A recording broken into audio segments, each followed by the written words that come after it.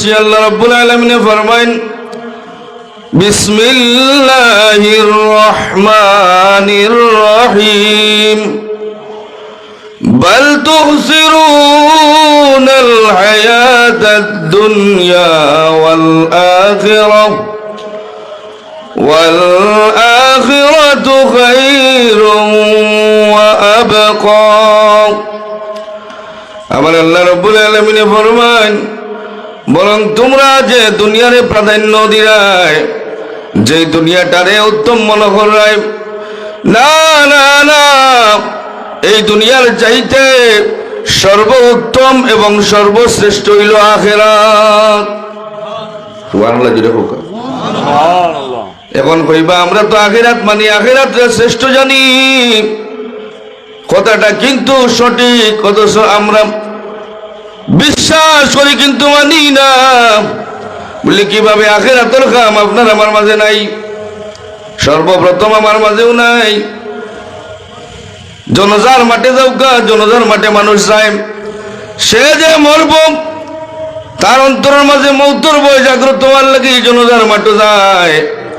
উদ্দেশ্য হইল এটা, কিন্তু বাস্তবিক যে রূপ জানাজার মাঠে গেলে দেখা যায় মুষ্টিমেয় দুই একজন ব্যতীত প্রত্যেকটা মানুষ দুনিয়া মুখা ঝুঁকি রয়েছে।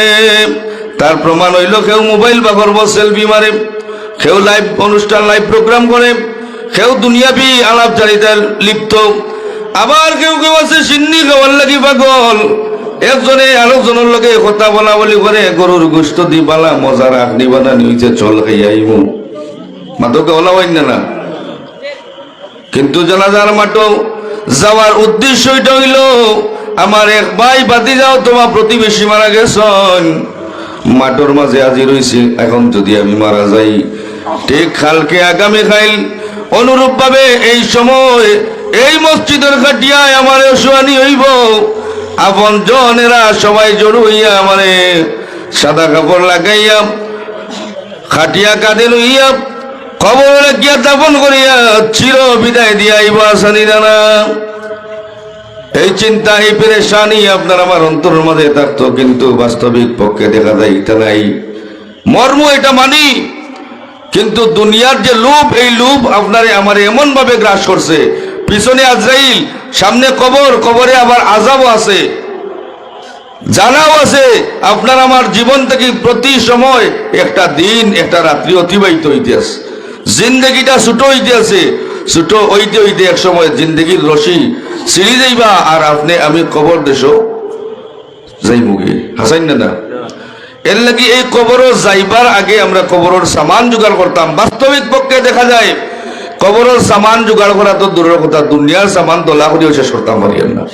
আগে দুনিয়ার সামান দোলা করি, বাড়ি গাড়ি বানাই, জায়গা জমিন করি, ফাইন বড়ি নকলটি গ্রুপ পাঠাই, তারপরে তো আখিরাতের সামান। আফসোস মুসলমান, আপনার আমার ধ্যান এরকম হওয়া উচিত নাই। এই যে আমরা এখানে আছি, কতজন মানুষে প্রতিদিন একবার মৌতের কথা ইয়াদ করি, খুঁজলে তো 10 জন মিলতো নাই। মেসাব হলো এই লাইনও নাই, কিলা উন্নত জীবন লাভ করতাম। কিন্তু আমার আল্লাহ রব্বুল আলামিনে ফরমাইন যে একটারে তোমরা উত্তম মনে করা, এটা বিলকুল উত্তম নাই। এই যে দুনিয়া একটা কাল্পনিক একটা জগৎ মাত্র, আর কিচ্ছু নাই, দুকার জায়গা ছাড়া আর কোনো জিনিস নাই। ইমাম গাজ্জালি সাহেব এই দুনিয়াটার উদাহরণ এমন ভাবে দিচ্ছেন, একজন ব্যক্তি দৌড়ার পিছনে একটা সিংহ তারে আক্রমণ করছে, সিংহর ভয়ে আল্লাহর বান্দা দৌড় শুরু করছে, সামনে যাইয়া দেখে একটা কূপ লাফ দিছে, কুয়ার মধ্যে লাফ দিছে, রশির মাঝে দরিয়া জান বাঁচাইছে, জান বাঁচাইয়া নিচের দিকে তাকাইয়া দেখে বিশাল বড় কুমির, কূপের উপরে হইল সিংহ, নিচে হইল কুমির। যে রশিটার মাঝে দরিয়া আল্লাহর বান্দায় প্রাণ বাঁচাইছে, ছায়া দেখে এই রশিটারে দুইটা ইঁদুরে কাটা শুরু করছে। দুইটা ইঁদুরের কালার দুই জাত, একটা সাদা একটা কালো। আল্লাহর বান্দা এখন 3টা বিপদের সম্মুখীন, বাঁচার তো কোনো উপায় নাই। হঠাৎ ছায়া দেখে কূপের দেয়ালে একটা মধুর চাক। আল্লাহর বান্দায় মৌচাকের মধ্যে হাত ঢুকায়, আর মধু আঙ্গুরও লাগার পরে তার জিহ্বার মাঝে লাগায়। যখন মধুটা তার জিহ্বায় লাগায়, মধুর স্বাদ তার জিহ্বার মধ্যে লাগে, 3টা মুসিবতের কথার সাথে সাথে সে বলি যায়। ইমাম গাজ্জালি যাবে ফরমাইন, ও দুনিয়ার মানুষ, এই যে সিংহ এটা হইল তোমার মত, কোপ যেটা এটা হইল তোমার কবর। দুনিয়ার জমিনও যদি পালা গুন্তা দুনিয়ার জমিন থেকে লইয়া যাইতে পারো না, কবরও গিয়ে আনলে কুমির এই ভয়ঙ্কর শাস্তির সম্মুখীন হওয়া লাগবো। আর যে রশিটা দেখলায় রে দুনিয়ার মানুষ, এই রশি হইল তোমার হায়াতের জিন্দেগি। আর যে দুইটা ইঁদুর দেখলায় কালো এবং সাদা, এই দুইটা ইঁদুর হইল তোমার জীবনের একটা রাত্রি এবং একটা দিন। দিন হইল সাদা উন্দুর উদাহরণ দিছেন, রাত্রিটা হইল কালা উন্দুর। বুঝা গেছে নি? হুজুর আইছেন মনে হয় না কিতাব এই জানি হুজুর। এই যে মানুষের জিন্দগি দিন আর রাত্রি নামক ইঁদুর গুলায় মানুষের জিন্দগি রে কাটতে আছে। মানুষ হাজার হাজার চেষ্টা করলেও, মানুষে হাজার চেষ্টা করলেও এই দুনিয়ার জমিনেও মানুষ থাকা সম্ভব নাই। জিন্দগি বাটি হইতে হইতে এক সময় সিরিয়া পড়ে যাইব, অর্থাৎ মানুষটা কবরের দেশ যাইব কি। আর কবর দেশ যদি বালা আমল লইয়া যাইতাম পারি, বাঁচা সম্ভব। আল্লাহর মায়ার যদি বলতাম পারি, রাসূলুল্লাহ সাল্লাল্লাহু আলাইহি ওয়াসাল্লামের মায়ার উম্মত বলতাম পারি, কবর দেশ শান্তি পাইব। নাইলে কেন আযাব ছাড়া উপায় নাই। এটা দুরূদ শরীফ পড়ো, সাল্লাল্লাহু আলা মুহাম্মাদ সাল্লাল্লাহু আলাইহি ওয়াসাল্লাম, সাল্লাল্লাহু আলা মুহাম্মাদ সাল্লাল্লাহু আলাইহি ওয়াসাল্লাম। হাজির ইকরাম, আল্লাহ রাব্বুল আলামিন এত দয়াবান, অপেক্ষা করেন বান্দা গুনাহ করছো, গুনার উপরে শর্মিন্দা হইয়া আমার কাছে চাও, মাফ করে দিব। সুবহানাল্লাহ। এই যে শবে বরাতের একটা রাত্রি গেছে, হাদিস শরীফের মধ্যে উল্লেখ আছে, আল্লাহ রাব্বুল আলামিন মুশরিক এবং হিংসুক ব্যতীত আল্লাহ রাব্বুল আলামিন তার সমস্ত বান্দা বান্দীগুলারে মাফ করে দিলাইবা। এখন যদি আমি মুশরিক হই, আমারে মাফ করতে নাই। আমি যদি হিংসুক হই, আমার অন্তরের মাঝে হিংসা থাকে, আমি মাফ পাইছি না, হোক নাউজুবিল্লাহ। আমরা যদি আশা রাখতাম পারি, আমার অন্তর থেকে আমি হিংসা উড়াইলিছি, আল্লাহ আমি তো মুশরিক নাই, তোমার সাথে আমি শিরিক করি না, আল্লাহ তোমারে মালিক বলিয়া স্বীকার করি। আর আমার অন্তর থেকে হিংসা বিদ্বেষ সরাইলিছি, ফরর বালা দেখলে মন খুশি করি, কপাল খুশ হয় না।